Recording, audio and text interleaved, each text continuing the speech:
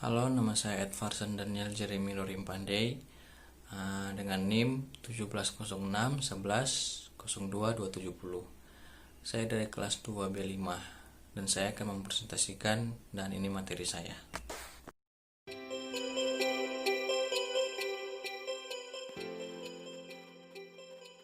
Distribusi probabilitas menunjukkan besarnya probabilitas dari setiap hasil yang muncul dalam suatu percobaan acak.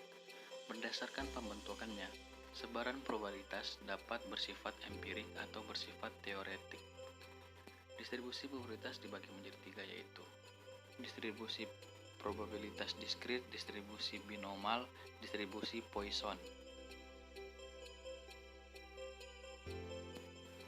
Populasi dan sampel.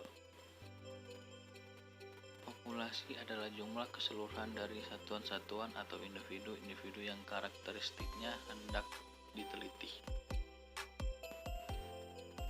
Ini adalah pengertian dari sampel acak sederhana dan sampel acak sistematis.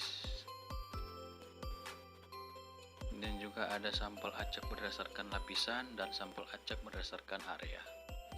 Selanjutnya adalah interval dan estimasi. Pendugaan adalah proses yang menggunakan sampel statistik untuk menduga atau menafsir hubungan parameter populasi yang tidak diketahui. Pendugaan adalah suatu statistik hanya sampel yang digunakan untuk menduga suatu parameter. Dengan menduga dapat diketahui berapa jauh suatu parameter populer yang dapat diketahui berada di sekitar sampel. Interval dalam matematika adalah suatu himpunan bilangan real dengan sifat bahwa setiap bilangan yang terletak di antara dua bilangan adalah himpunan itu juga, termasuk ke dalam himpunan. Dan juga interval keyakinan adalah sebuah indikator presisi pengukuran. Ini juga merupakan sebuah indikator mengenai seberapa stabil perkiraannya. Hipotesis adalah jawaban sementara terhadap masalah yang masih bersifat praduga karena masih harus dibuktikan kebenarannya. Pengujian hipotesis, asumsi atau anggapan yang bisa benar atau bisa salah mengenai suatu hal dan dibuat untuk menjelaskan suatu hal tersebut sehingga memerlukan pengecekan lebih lanjut. Bila hipotesis ini dikaitkan dengan parameter populasi, maka hipotesis ini disebut dengan hipotesis statistik. Ini adalah gambaran dari hipotesis positif atau hipotesis alternatif. Dan ini adalah hipotesis netral, nol nihil negatif. Dan inilah langkah-langkah menarik simpulan uji hipotesis. Dan ini adalah 5 langkah prosedur untuk menguji suatu hipotesis.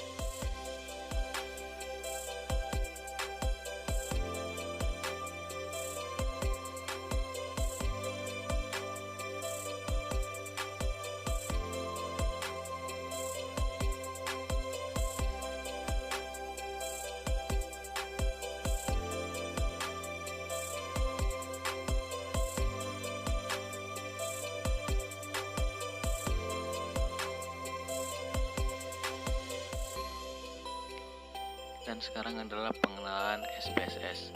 SPSS adalah alat bantu dalam pemrosesan dalam data statistika. Ini adalah fasilitas SPSS yang memudahkan pengoperasiannya.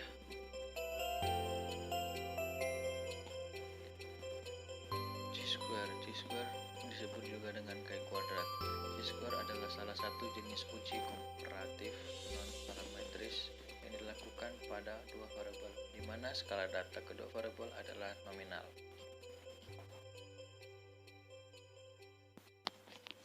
Ini adalah pengertian dari penyusunan tabulasi silang.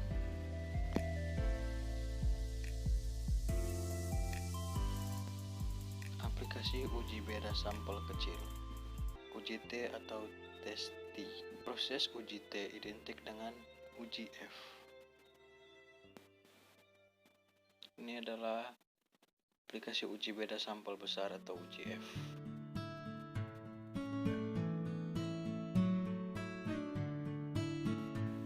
Penjelasan tentang ANOVA dan MANOVA.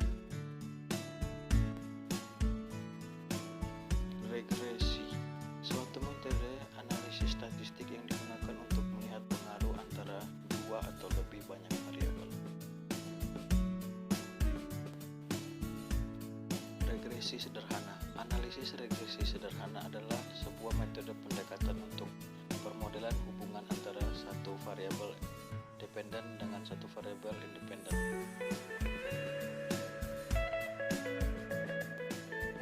Ini adalah rumus persamaan regresi linear sederhana. Regresi linear sederhana adalah metode statistik yang berfungsi untuk menguji sejauh mana hubungan sebab akibat antara variabel faktor penyebab terhadap variabel akibat. Ini adalah contoh dari regresi linear sederhana. Inilah langkah-langkah dalam melakukan analisis regresi linear sederhana.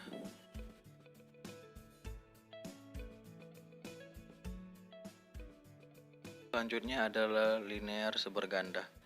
Model regresi atau prediksi yang melibatkan lebih dari satu variabel bebas atau prediktor.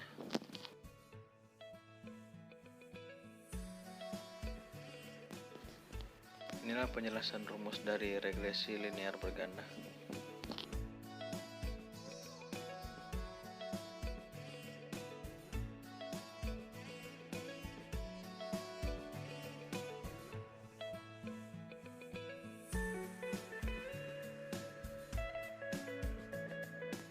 Korelasi adalah teknik statistik yang digunakan untuk menguji ada atau tidaknya hubungan serta arah hubungan dari dua variabel atau lebih.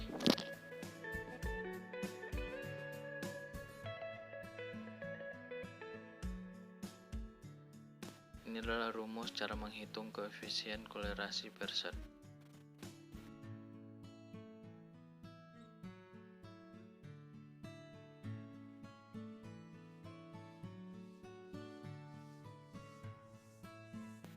Ini juga cara menghitung dari koefisien kolerasi Spearman.